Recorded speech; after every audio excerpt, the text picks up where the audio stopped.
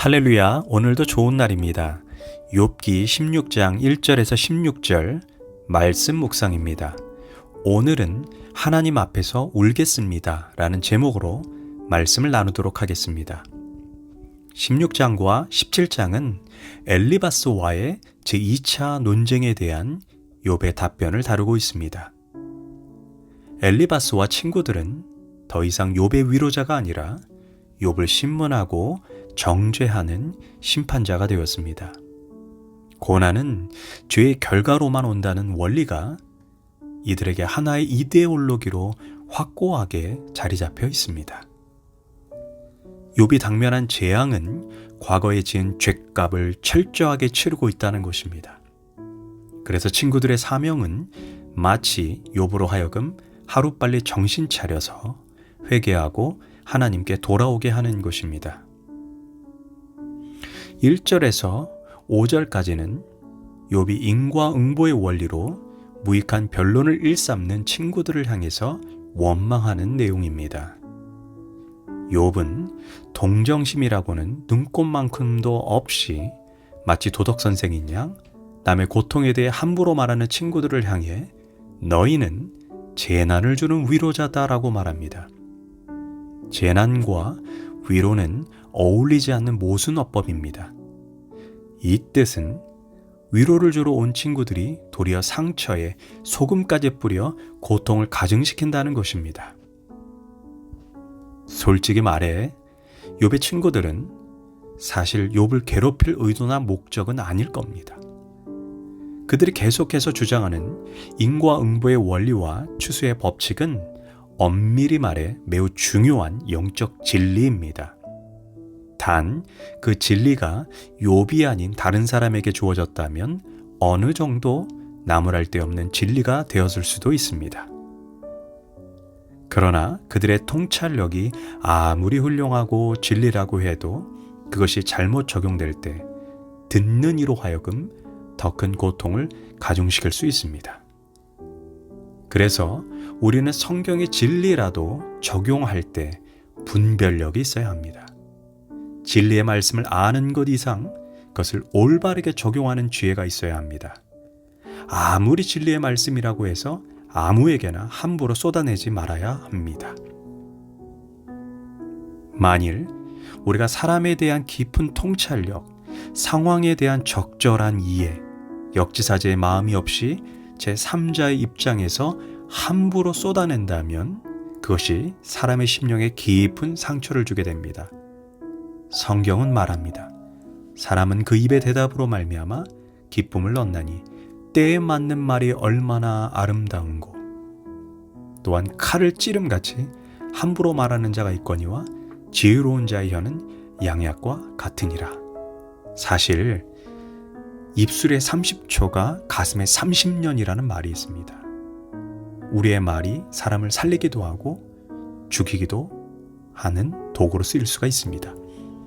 그래서 남을 충고할 때는 우리의 혀를 성령의 인도하심에 맡겨야 합니다. 특별히 7절과 16절에서 욥은 자신이 처한 상황에 대해 한탄하는 내용을 다루고 있습니다. 욥은 하나님 앞에 따지듯이 주께서 자신을 기진맥진하게 하시고 완전히 자신의 삶과 가정을 폐허로 만드셨고 생때 같은 자신의 자녀들을 모조리 죽이셨고 자신의 인생도 시들게 했다라고 고백합니다. 또한 주께서 평안히 잘 살고 있는 자신을 철저하게 짓밟아 버리고 목을 조르시고 정신을 못 차리도록 흔드셨다라고 항소합니다. 그런데 7절과 16절 대략적으로 8절 정도인데 욥의 탄식이 나오는 부분입니다. 그런데 여기서 우리는 중요한 한 가지 사실을 발견하게 됩니다. 그것은 욥이 자기가 처한 모든 상황에 대해 원어를 보면 8절 모두 주어가 주께서라고 시작하고 있다는 것입니다.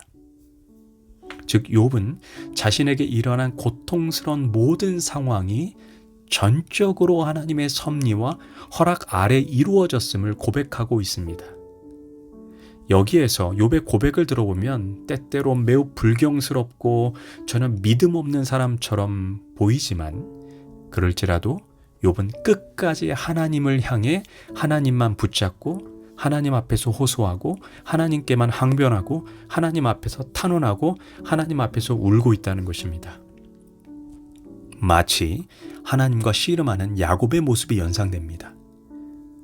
사실 욥이 끈질기게 하나님과 씨름하고 있다는 것은 또 다른 표현으로 말한다면 전적으로 하나님만 신뢰한다는 표현입니다. 그는 이 상황을, 자신에게 주어진 이 처절한 상황을 바꾸실 자도 결국 하나님 한 분밖에 없음을 인정하고 있는 것입니다. 그래서 하나님은 나중에 욥이 하나님을 붙잡고 한 탄원, 원망, 불평 같은 것에 대해서 전혀 책망하지 않았다는 것입니다. 반면 가데스 바네아에서 이스라엘 백성들이 10명의 정탐꾼의 부정적인 보고를 듣고 그들은 기도 한번 하나님께 하지 않았을 뿐 아니라 아예 하나님의 존재 자체를 부인했습니다. 하나님께 등을 돌렸습니다. 그리고 모세를 향해 돌을 들어 죽이려 했고 그들은 무작정 애굽으로 다시 돌아가자고 했습니다. 이런 원망과 불평은 하나님의 심판이 있습니다. 그러나 하나님을 신뢰하기 때문에 하나님을 붙잡고 하나님 앞에서 떼를 쓰고 절망하고 하나님 앞에서 불평하고 원망하는 것에 대해 하나님은 이해하시고 포용해 주신다는 것입니다. 그래서 인생의 위기가 오면 욥처럼 하나님 앞에서 우십시오. 하나님 앞에서 화내십시오. 하나님 앞에서 따지십시오. 하나님을 붙잡고 씨름하십시오. 그럼 결국 하나님은 다 들으시고 긍휼히 여기신다는 것입니다. 우리는 욥의 이야기를 통해 깨닫게 됩니다. 기도하겠습니다. 하나님, 앞으로 이해할 수 없는 고난이 찾아오면 하나님께 등을 보이지 않게 하소서. 어떤 상황이든지 내가 이해가 되지 않는 상황이 다가왔다면 그럼에도 불구하고 하나님께 내 얼굴을 향해 하나님 앞에 떼를 쓰고 하나님 앞에 불평하고 하나님 앞에 원망하고 하나님 앞에 통곡하고 하나님 앞에서 하나님을 놓지 않게 하소서. 예수님의 이름으로 기도합니다. 아멘.